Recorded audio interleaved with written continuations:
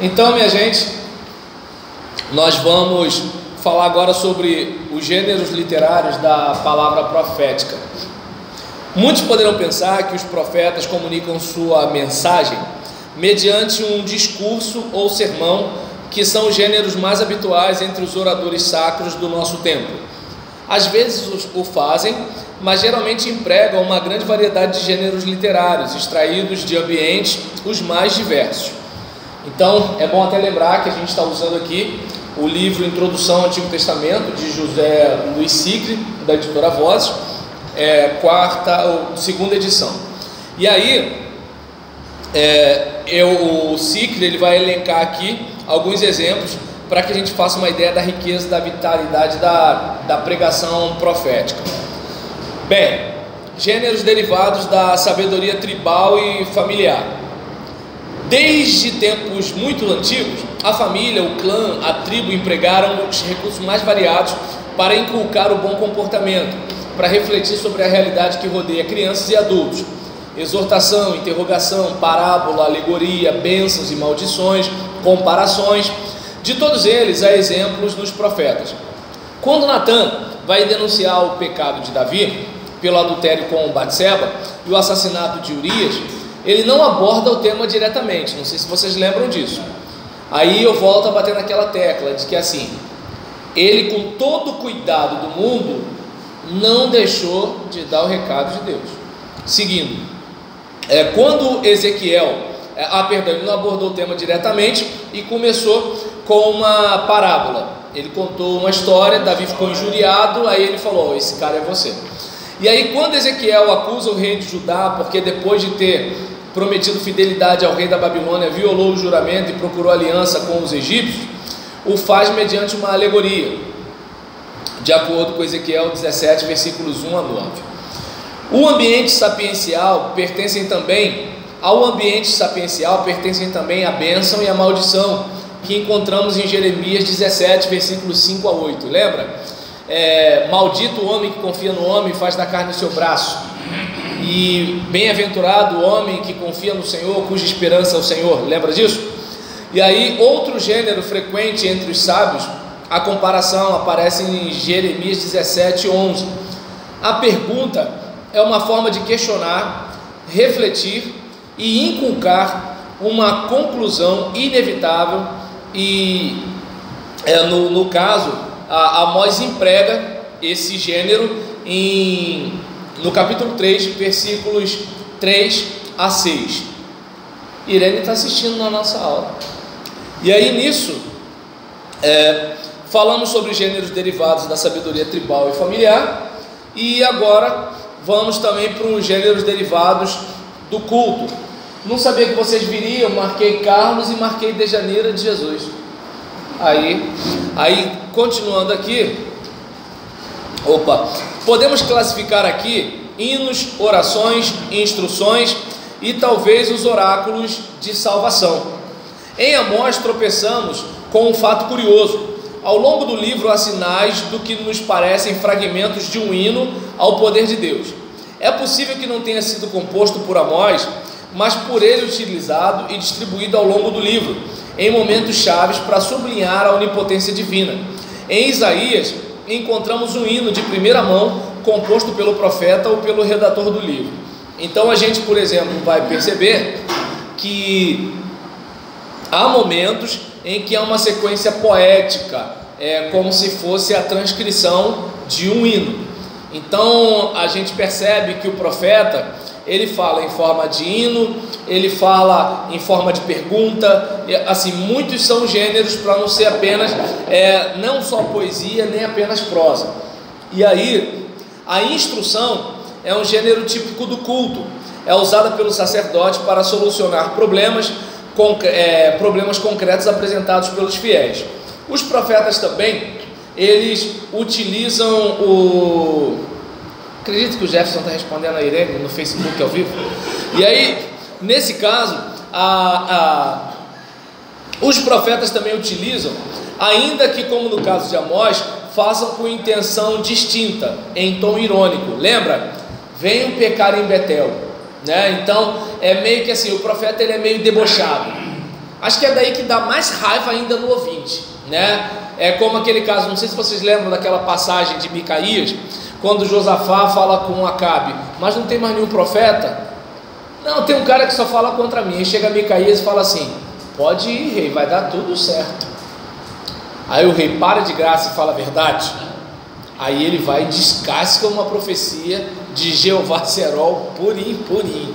E aí nisso, continuando aqui, como exemplo de oração, citarei o de Jeremias, quando compra o campo de seu primo Anameel. Em momentos difíceis, quando Jerusalém é assediada pelo exército babilônico, o profeta compreende que esta compra absurda, o pior investimento econômico, é a vontade de Deus. Depois de assinar o contrato, ele pede ao Senhor a explicação do mistério, e a resposta de Deus vem depois. Mais discutível é o oráculo de salvação, que alguns não consideram próprio do culto, mas de um contexto de guerra, quando um sacerdote ou profeta anunciava a vitória em nome de Deus e injetava ânimo e coragem nas tropas. Este gênero é muito usado pelo deutero Isaías, por exemplo, lá em Isaías 41, versículos 8 a 16. Temos também os gêneros derivados do ambiente judicial, como por exemplo em Ezequiel capítulo 22, versículos 1 a 16. Às vezes os profetas empregam um discurso acusatório, a formulação casuística ou alguns elementos destes gêneros para inseri-los num contexto mais amplo, em que contém acusações típicas do fiscal no processo. Aquela questão de tenho contra você isso. Neste contexto judicial se situa também a enumeração de uma série de comportamentos justos, que termina com a declaração da inocência de quem vive de acordo com eles. E este espírito jurídico, tão acentuado em Ezequiel, é o que o leva a outros exemplos de formulações casuísticas. Entre os gêneros tomados do âmbito judicial, um dos que mais interessou os comentaristas é o do requisitório profético.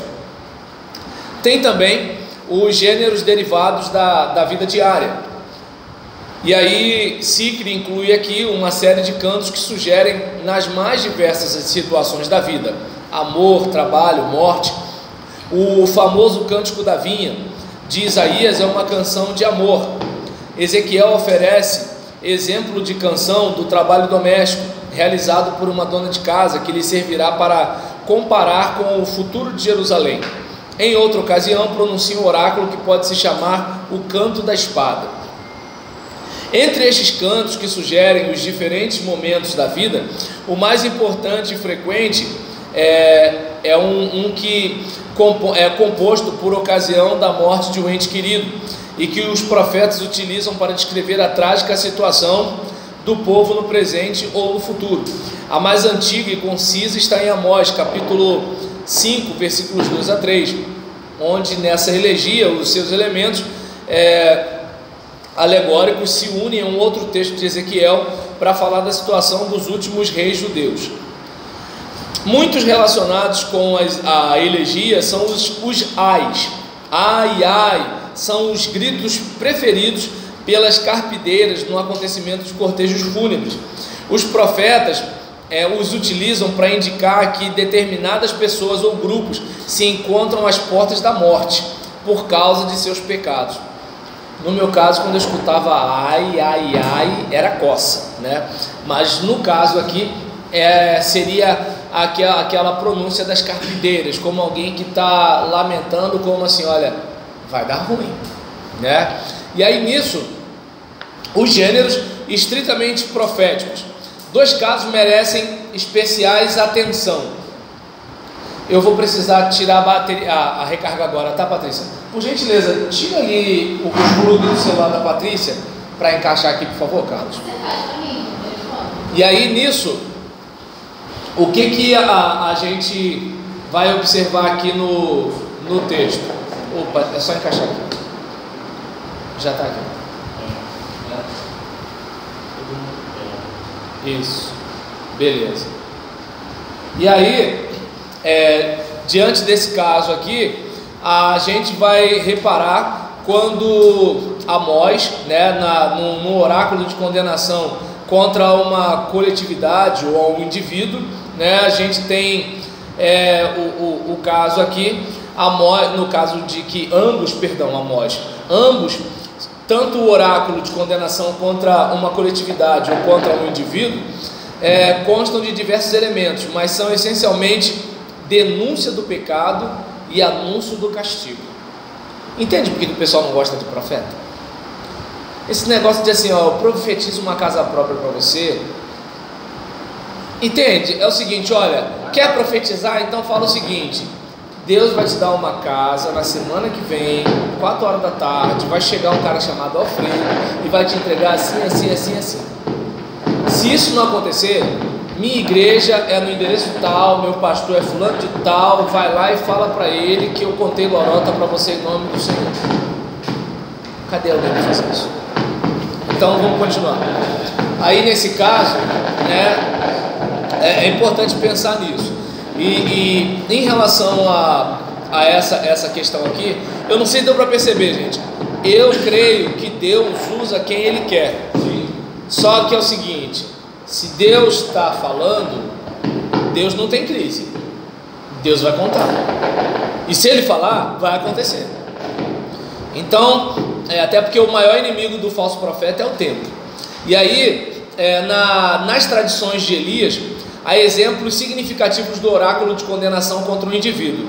Quando o rei Acabe se apodera da vinha de Nabote, falamos semana passada sobre isso.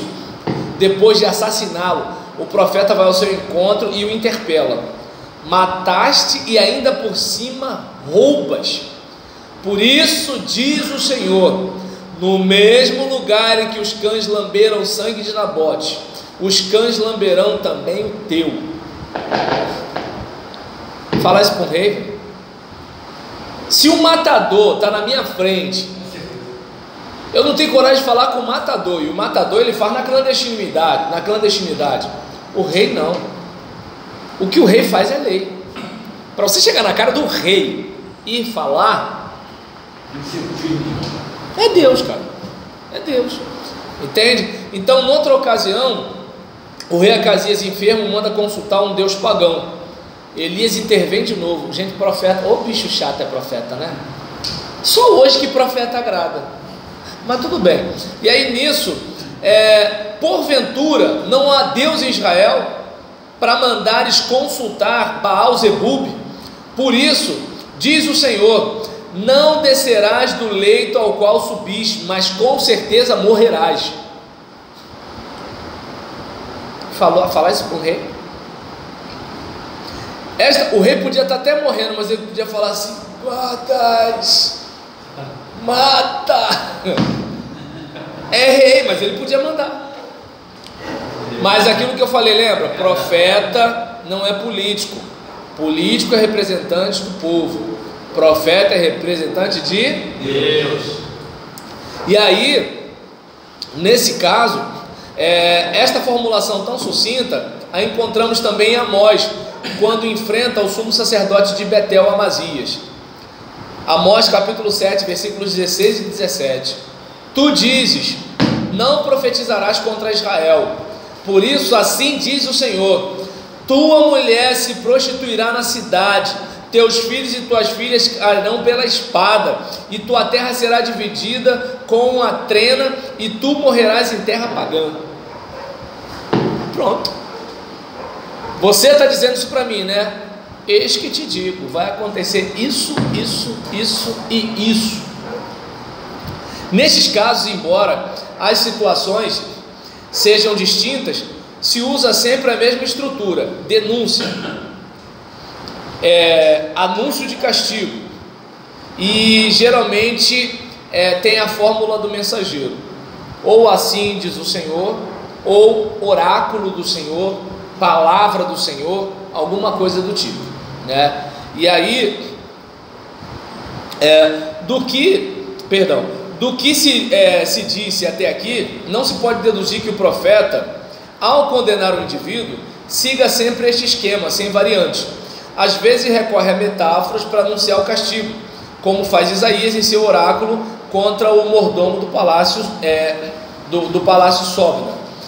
O oráculo de condenação individual é breve, direto e pronunciado na presença do interessado. O oráculo de condenação contra uma coletividade se dirige ao povo, ou a um grupo, ou ainda às nações estrangeiras, e se desenvolve como anterior, apenas com um horizonte mais amplo. A acusação abrange um grande número ou séries de faltas. Geralmente consta de 2 membros. O primeiro denuncia de forma geral, o segundo ataca um pecado concreto. Por exemplo, por 3 crimes de Damasco, e por 4 não a perdoarei, porque esmagou Galade com debulhadoras de ferro. Amós 1:3. O anúncio do castigo também tem 2 partes: intervenção de Deus e consequências. No exemplo seguinte, os 3 primeiros versículos descrevem a ação de Deus, o último as consequências. Quebrarei os ferrolhos de Damasco, exterminarei os habitantes do Val de Elitos e o chefe da casa do prazer, e o povo sírio será desterrado para Quir. Amós 1:5. O oráculo individual é vivo, imediato. O coletivo se torna mais literário, extenso e livre. A criatividade do poeta produz mudanças na estrutura fundamental. Por exemplo, não é raro que inverta a ordem dos elementos, situando o anúncio do castigo antes da acusação, ou as consequências antes da intervenção de Deus. Esta mesma criatividade leva o profeta a ampliar o esquema primitivo, a tal ponto que em Jeremias e Ezequiel às vezes fica quase irreconhecível. Então, não sei se dá para perceber que, de acordo com o Sicre, a gente percebe aqui, né, a questão de você trazer algo do tipo: olha, isso não vai ficar assim. É como, porque observa bem, o profeta, quando ele bota o dedo na cara dos poderosos, ele está deixando claro para os poderosos o seguinte: existe alguém maior do que você. E é isso que, por exemplo, a igreja, se ela fizer uso da autoridade profética, ela deve fazer. É aquele caso, o presidente pode ser muito poderoso, mas ele é um ser humano.